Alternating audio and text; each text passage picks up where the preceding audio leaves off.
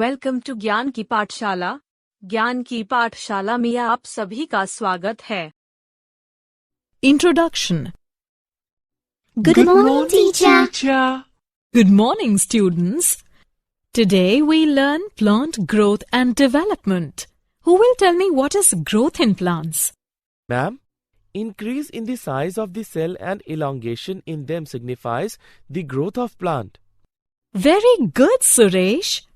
Ma'am, can we measure the growth of plants? Good question, Rahul. Yes, we can. The growth of a plant can be measured by considering various factors such as nutrients availability, water availability, oxygen, etc. One more thing I would like to tell you that there are 5 plant growth regulators. They are auxins, gibberellins, cytokinins, ethylene, and abscisic acid. Okay, now it's time to learn about plant growth and development. Tips. At the end of this lesson, you will be able to explain growth in plants, explain phases of growth, define growth rates, to know quantitative comparison of growth, explain conduction for growth, define differentiation, dedifferentiation, and redifferentiation.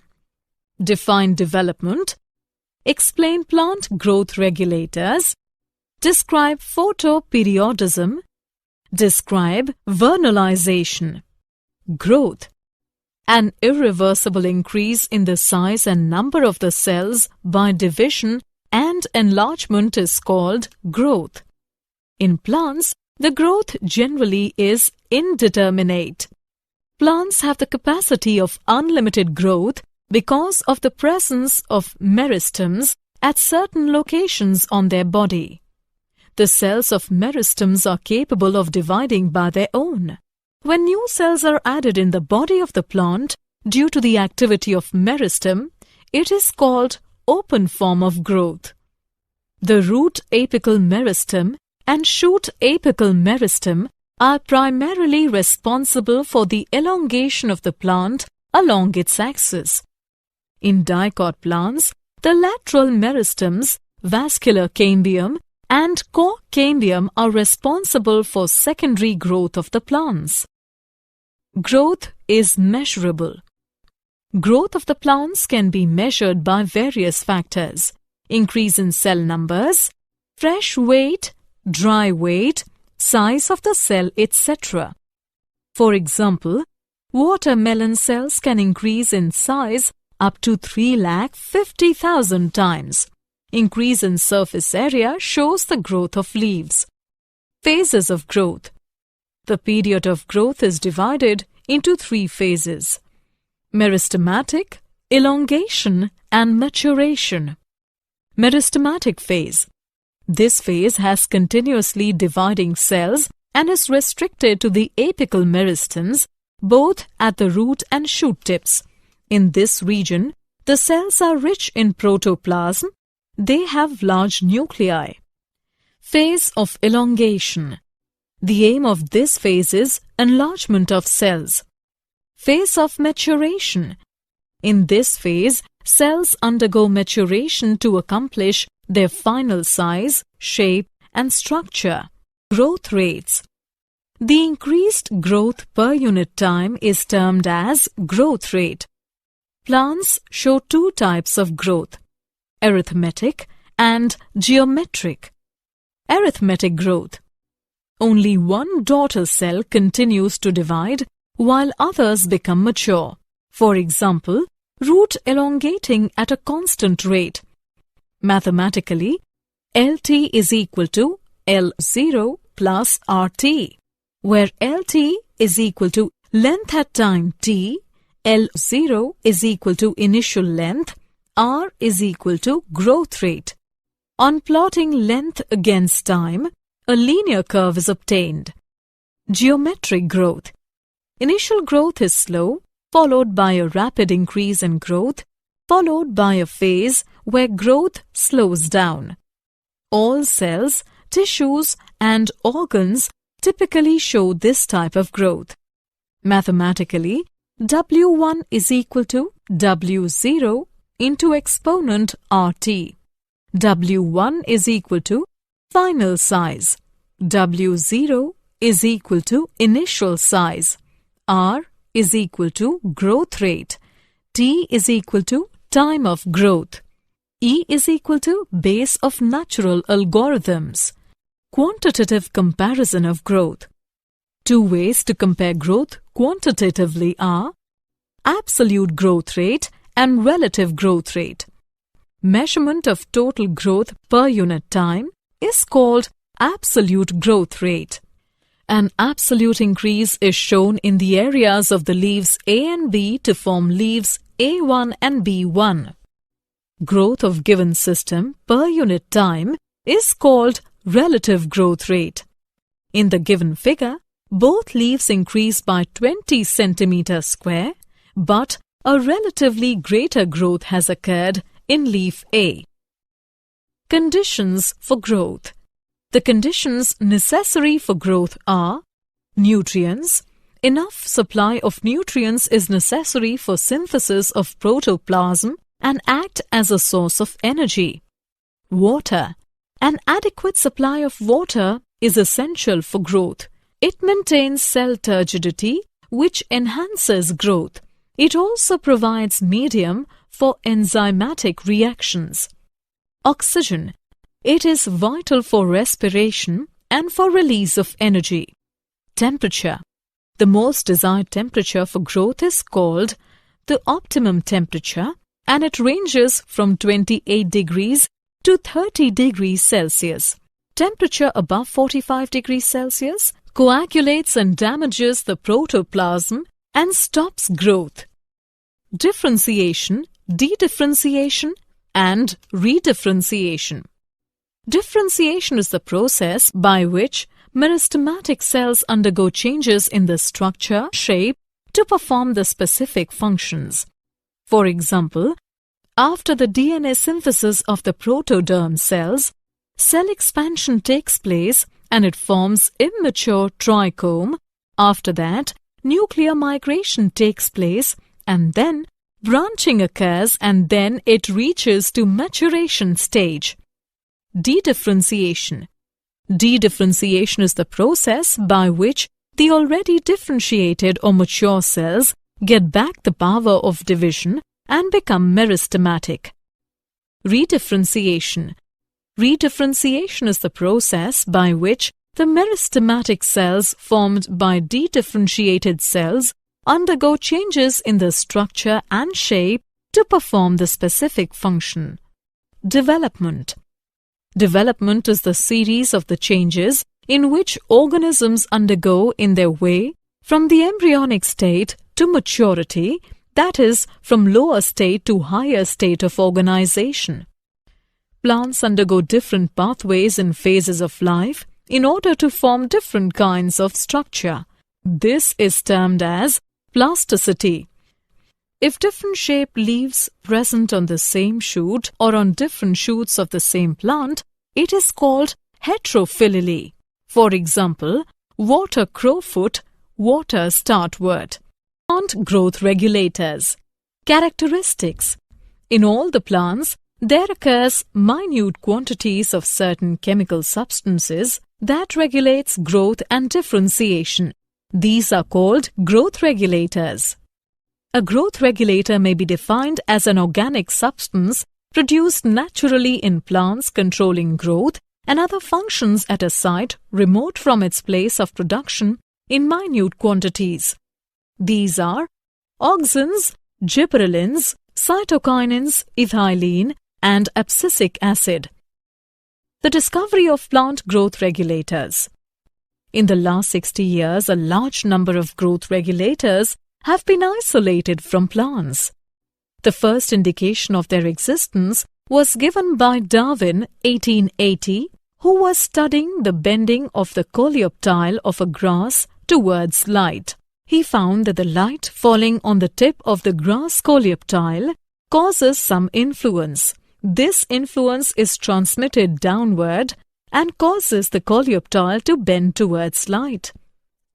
FW went isolate auxin from the tip of the coleoptiles. E. Kurosawa reported the appearance of symptoms of Bacony disease of rice seedlings is uninfected rice seedlings when they were treated with sterile filtrate of fungus Gibberella fujikuroi. Gibberellic acid was later isolated from the fungus. The discovery of plant growth regulators. F. Skoog observed that callus proliferates in the tobacco plant only if, in addition to auxin, the nutrients are supplemented with extracts from the vascular tissue, yeast. Skoog and Miller later identified cytokinesis, a promoting active substance, and named it kinetin. 3 independent workers reported 3 different kinds of inhibitors in plants: inhibitor B, abscission 2, and dormin. Later, all the 3 inhibitors proved to be chemically identical and name it abscisic acid, ABA. It was found that volatile substance being released from ripened oranges leads to the ripening of unripened bananas, and that was confirmed by Cousins. Later, this substance was found to be ethylene. Physiological effects of plant growth regulators. Auxins. Indole acetic acid is the main natural auxin. Indole butyric acid is also isolated from the plants. Examples of synthetic auxins are naphthalene acetic acid, 2,4-dichlorophenoxyacetic. All these auxins are very useful in agricultural field. Physiological effects of auxin on plants. Suppression of lateral buds by apical bud is called apical dominance, and it is found due to transportation of auxin. Auxin stimulate cell division in cambium as well as in the primary meristems. Cell elongation is an important role played by auxins. Auxins have the differential action on shoot tip and root tip. Induce root formation at low concentrations. Prevention of leaf falls by suppressing the formation of abscission layer. Seedless formation of fruit is induced by auxins. It is also termed as parthenocarpy. Gibberellins. Gibberellins come under the category of plant growth regulator. Physiological effects of gibberellins on plants. Gibberellins cause stem elongation and leaf expansion but have no effect on roots. Gibberellins promote seed germination in lettuce, cereals, etc. Plants like pea, bean, tomato pepper, cucumber, lettuce and cabbage on treatment with gibberellins develop broader and elongated leaves. Gibberellins break dormancy of buds and tubers, but in root tubers, the application of gibberellic acid inhibits the development of root tuber. Gibberellin causes parthenocarpy in tomato, apple, etc. Cytokinins. Physiological effects of cytokinins on plants. In the presence of auxins, cytokinins stimulate cell division even in non-meristematic tissues. In parenchyma tissue culture, mitosis is accelerated when auxins and cytokinins are present. It breaks the dormancy of many seeds and promotes their germination. It also promotes the growth of lateral buds. Cytokinins delay the process of aging in plant organs by controlling protein synthesis. It also helps in accumulation of salt in plant cells. Ethylene. Physiological effects of ethylene on plants. It modifies growth by inhibiting the elongation of stem and roots. It inhibits the growth of lateral buds and causes apical dominance. It accelerates the abscission of leaves, flowers, and fruits by formation of abscission layer. It retards flowering in most plants but induces flowering in pineapple, mango and many other plants. It increases the number of female flowers and fruits in cucumber plants. Abscisic acid. Physiological effects of abscisic acid on plants. It acts as a stress hormone as it stimulates the closure of stomata. It inhibits shoot growth but does not have much effect on roots. It induces seeds to synthesize storage proteins. It also increases the tolerance of plants to different kinds of stress. It acts as antagonist to gibberellins. Photoperiodism. The ability of plants to respond to the relative length of day and night to which the plant is exposed is called photoperiodism. The flowering response of the angiosperms falls into three categories. Short day plants. These plants initiate flowering when the length of the day becomes shorter than a certain critical length. If these plants expose for the length greater than the critical length, then they will remain vegetative. Example of short day plants are Cosmos, Dahlia, etc. Long day plants. These plants induce flowering when day length exceeds critical day length. Example of long day plants are barley, sugar, etc. Neutral day plants. These plants flower regardless of the exposure of light. Example of neutral day plants are sunflower, tomato, etc.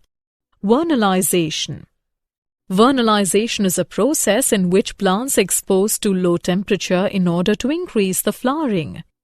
Many temperature plants have the requirement of vernalization in order to initiate or accelerating the flowering process. Many plant species include some ecotypes of Arabidopsis thaliana, and winter cereals such as wheat must go through period of winter. Many biennial species have the period of vernalization, which can vary in temperature. Did you know? Lateral root develops from pericycle. GA3 induces the mRNA synthesis for alpha amylase enzymes in allurone cells. Summary. Let's summarize what we have learned. An irreversible increase in the size and number of cells by division and enlargement is called growth. Three phases of growth are meristematic, elongation, and maturation. The increased growth per unit time is termed as growth rate. The conditions necessary for growth are nutrients, water, oxygen, temperature. Differentiation is the process by which meristematic cells undergo changes in the structure, shape to perform the specific function. Dedifferentiation is the process by which the already differentiated or mature cells get back the power of division and become meristematic. Redifferentiation is the process by which the meristematic cells formed by the dedifferentiated cells undergo changes in the structure and shape to perform the specific function. Growth regulators are auxins, gibberellins, cytokinins, ethylene, and abscisic acid. The ability of the plant to respond to the relative length of day and night to which the plant is exposed is called photoperiodism. Vernalization is a process in which plants expose to low temperature in order to increase flowering.